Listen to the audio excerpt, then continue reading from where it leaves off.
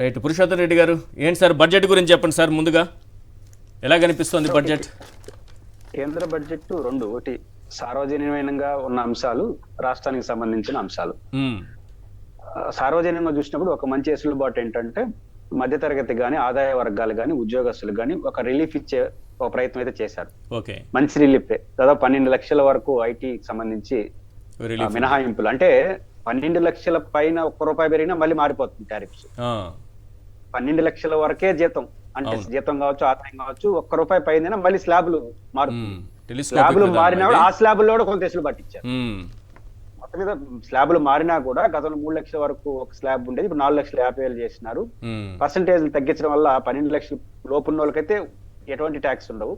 12 లక్షల జీతం పెరిగిన వాళ్ళకి కూడా గతంతో పోల్చుకుంటే మంచి రిలీఫ్ వచ్చింది. ఆ రకంగా మధ్యతరగతి కొంత వెసులుబాటు కలిగించే బడ్జెట్ గా దీన్ని చూడాలి. ఇది సమాజానికి కూడా మంచిది. ఆదాయం ప్రభుత్వానికి నేరుగా తగ్గినట్టు అనిపించినా మధ్యతరగతి చేతిలో డబ్బులు ఉంటే వాళ్ళు వాణిజ్యంలో ఇంపార్టెంట్ పాత్ర పోషిస్తారు కాబట్టి సహజంగా అది డెవలప్మెంట్ కు ఉపయోగపడుతుంది. ఆ రకంగా మంచి ప్రయత్నం చేశారు. అయితే ప్రమాదకర పోకళ్ళు ఏమనిపిస్తాయంటే 50 లక్షల కోట్ల రూపాయల బడ్జెట్ లో 24% అప్పులు మనం చేయబోతున్నాం కేంద్ర ప్రభుత్వం. మళ్ళీ ఆంధ్రప్రదేశ్ బీజేపీ వాళ్ళు మాత్రం రాష్ట్రంలో అప్పుల పాలు, శ్రీలంకలు అన్ని మాట్లాడతారు. కానీ కేంద్ర ప్రభుత్వం దాదాపు 12.5 లక్షల నుంచి 15 లక్షల కోట్లు అప్పు చేయబోతున్నారు ఈ సంవత్సరం. ఇప్పటికే 123 లక్షల కోట్ల అప్పు ఉంది కదా సార్. ఇప్పుడు అదనంగా ఇప్పుడు ఈ జేబీ వాళ్ళ ఆలోచన 50 లక్షలు కాకుండా మళ్ళీ చేసుకుంటూ పోతే అదే ప్రమాదం ఎక్కడ ఉందంటే వాళ్ళ అప్పులు చేయడం ఒక ప్రమాదం కాదు, రాష్ట్రాలని అప్పుల్ని ఓబీలో రాష్ట్రాలు ఉన్నాయి కదా, ఇంకా వాళ్ళకి కొంచెం ప్రోత్సహించి ఇంకొంచెం ఎక్కువ అప్పులు చేయించే ప్రతిపాదన పెట్టారు. అదేంటంటే ల్యాండ్ సీలింగ్ యాక్ట్ గానీ మనం రద్దు చేశాం కదా చంద్రబాబు నాయుడు గారు, మున్సిపల్ సంస్కరణలు ఇవన్నీ అమలు చేస్తే మనం 2% పెంచుకుంటూ పోవచ్చు అప్పు. మన ఎఫ్ఆర్బిఎం దాటి అదనంగా తీసుకోవచ్చు. ఇప్పుడు చంద్రబాబు నాయుడు గారు జగన్ గారి మార్గం నడుస్తారు. జగన్మోహన్ రెడ్డి గారు ల్యాండ్ సీలింగ్ మళ్ళీ ఇంకో కొత్త పేరు పెడతారు. జగన్మోహన్ రెడ్డి గారు మున్సిపల్ చెత్త పన్నులు మళ్ళీ కొత్త పేరు పెడతాడు. అంటే ఇప్పటికే చాలా చోట్ల కొత్త రూపంలో వసూలు చేస్తున్నారు కదా. కేంద్ర ప్రభుత్వం దాన్ని అమలు చేస్తే 0.5% ఇస్తారు సార్.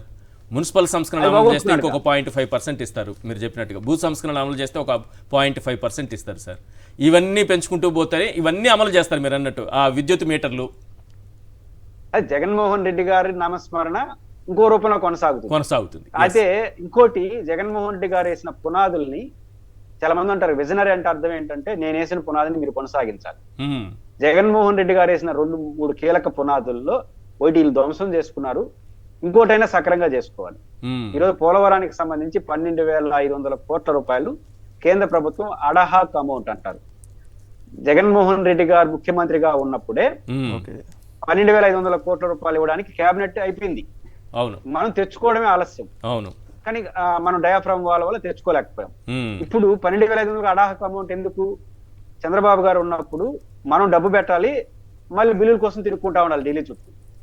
అడాహక్ అమౌంట్ అంటే ముందే ఇస్తారు ఇన్ అడ్వాన్స్. అది చాలా వెసులుబాటు. ఇది జగన్మోహన్ రెడ్డి గారు సాధించిన పెద్ద విజయం. అది ఈ ప్రభుత్వం వెసులుబాటుగా తీసుకుని దానిని సక్రంగా చేసుకుంటే మంచిది. రెండు, వెంకటరెడ్డి గారు చెప్పినట్టు ఏదైతే 10,000 సంఖ్యలో మెడికల్ సీట్లు కేంద్ర ప్రభుత్వం ఇచ్చే ఒక వెసులుబాటుని దురదృష్టవశాత్తు రాష్ట్ర ప్రభుత్వం చర్యల వల్ల కోల్పోబోతోంది ఆంధ్రప్రదేశ్. 25,000 దాంట్లో మనం టాప్. ఇప్పుడు జగన్ గారు గతంలో రాజశేఖర రెడ్డి గారు దేశవ్యాప్తంగా SEZ కాన్సెప్ట్ తీసుకొచ్చాడు. దాని టాప్ ప్రయారిటీ ఇచ్చి రాజశేఖర రెడ్డి గారు రిస్క్ తీసుకోవడం వల్ల ఒక శ్రీ సిటీ, ఒక కొప్పర్తి, ఒక ఓర్వకల్ ఆంధ్రప్రదేశ్ లో చూస్తున్నాం, తెలంగాణలో చూస్తున్నాం. జగన్మోహన్ రెడ్డి గారు ఇళ్ల పట్టాల విషయం మీరు చూడండి, హైయెస్ట్ కేంద్ర ప్రభుత్వం యొక్క డబ్బుల్ని పొందిన రాష్ట్రం ఆంధ్రప్రదేశ్. ఎందుకంటే 32 లక్షల ఇళ్ల పట్టాలు మనం శ్రీకారం చుట్టాం కాబట్టి దాదాపు 20 లక్షలు అనుకుంటాను మనం 1,50,000 కేంద్ర ప్రభుత్వం అందుకోగలిగాం. మెడికల్ సీట్లో కూడా జగన్మోహన్ రెడ్డి గారు వేసిన 17 మెడికల్ సీట్లు కానీ కొనసాగించుంటే 17 కాలేజీల్లో ఈ దేశంలోనే హైయెస్ట్ మెడికల్ సీట్లు మనం పొంది ఉంటాము. కర్ణాటక, తమిళనాడు తర్వాత 3rd బిగ్గెస్ట్ స్టేట్ గా మెడికల్ సీట్లు ఆంధ్రప్రదేశ్ విద్యార్థులు పొంది ఉండేవాళ్ళు.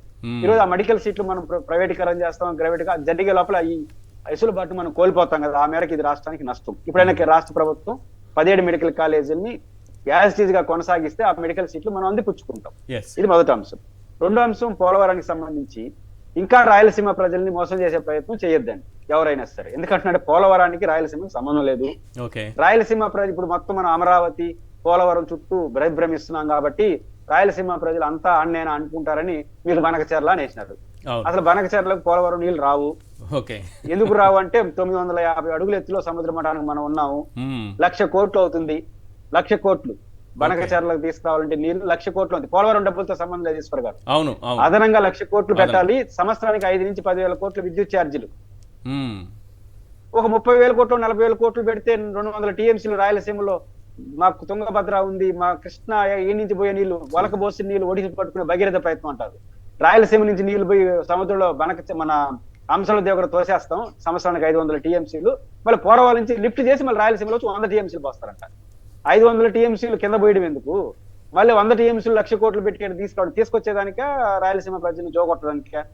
కాబట్టి ఈ బనకచర్ల ప్రాజెక్టు కాదు. ఒక 30,000-40,000 కోట్లు పెడితే మాకు గుండ్రేవుల, సిద్ధేశ్వరం ఈ ప్రాజెక్టు పూర్తి చేస్తే రైట్ ర్యాలీగా అందుకుంటాయి.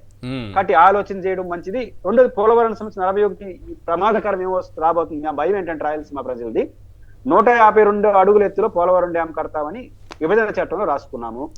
దానికయ్యే అన్ని ఖర్చులు కేంద్ర ప్రభుత్వం భరించాలి. చంద్రబాబు నాయుడు గారు ఉన్నప్పుడే దాదాపు 50,000 చిల్లర కోట్ల రూపాయలు అన్నిటికి కలిసి అవుతుందని అంచనా వేశారు. 60,000 కోట్లు అయి ఉంటుంది. మన 30,000 కోట్ల పంచాయతీ ఏంటి ఈశ్వర్ గారు? 30,000 కోట్లు ఏంటి? దాంట్లో 12,000 అంటే ఇంకా 12,000 కోట్లు ఇచ్చే చేతులు దులుపుకుంటారు. డ్యామ్ కడతారు, డ్యామ్ కట్టేస్తారు. ఈ ప్రమాదం ఏంటో తెలుసు. ఇప్పుడు మీకు రాయలసీమలో కడప జిల్లాలో గండికోట ఉంది. రాజశేఖర రెడ్డి గారి కాలంలో జాతికి అంకితం చేశారు. నీళ్లు ఎప్పుడు వచ్చాయో తెలుసా? జగన్మోహన్ రెడ్డి గారు ముఖ్యమంత్రి ఉన్నప్పుడు వచ్చినాయి. కారణం ఏంటంటే డ్యామ్ కట్టేశారు. రాజశేఖర రెడ్డి మళ్ళీ పూర్తి చేద్దాం అనుకున్నాడు, ఆయన చనిపోయినాడు. తమాషా ఏంటంటే నిర్వాసితుల సమస్య పరిష్కారం కాకపోవడం వల్ల డ్యామ్ కట్టి ఖాళీగా పెట్టుకున్నాం. మరి నీళ్లు ఇచ్చారు కదా ఇప్పుడు చంద్రబాబు నాయుడు గారు సీఎం గా ఉండగానే ఎన్నికలకు ముందు ఏదో నీళ్లు ఇచ్చారు అక్కడి నుంచి. అప్పుడు సతీష్ రెడ్డి గారు సతీష్ రెడ్డి గారు గడ్డం పెంచి పాపం ఒక యజ్ఞం లాంటిది చేశారు. ఇక్కడ నుంచి నీళ్లు ఇస్తేనే నేను గడ్డం తీస్తానని కూడా పాపం గట్టిగా నిలబడ్డారు. లాంచింగ్ కోసం 5 టీఎంసీలు వదిలేసి పాపం ఆయన నిరాహార దీక్షను వదిలేసి లేపేనారు. మళ్ళీ జగన్ గారు వచ్చిన తర్వాత 950 కోట్ల రూపాయలు కేటాయించిన తర్వాత నిర్వాసితులు క్లియర్ అయింది. ఈరోజు రైట్ ర్యాలీగా 25 టీఎంసీలు గండికోటలో నీళ్లు నిలవన్నారు. అంటే నేను ఎందుకు ఈ పాయింట్ చెప్తున్నానంటే, మీరు రిజర్వాయర్ కట్టినా వాడుకోలేము, పోలవరం కట్టేస్తే నిర్వాసితులు క్లియర్ చేయకపోతే నీళ్లు డ్యామ్ నుంచి వదిలేస్తాం. అంతకుముందు సాఫీగా పోయే నీళ్ళు డ్యామ్ దానివల్ల ఏం లాభం?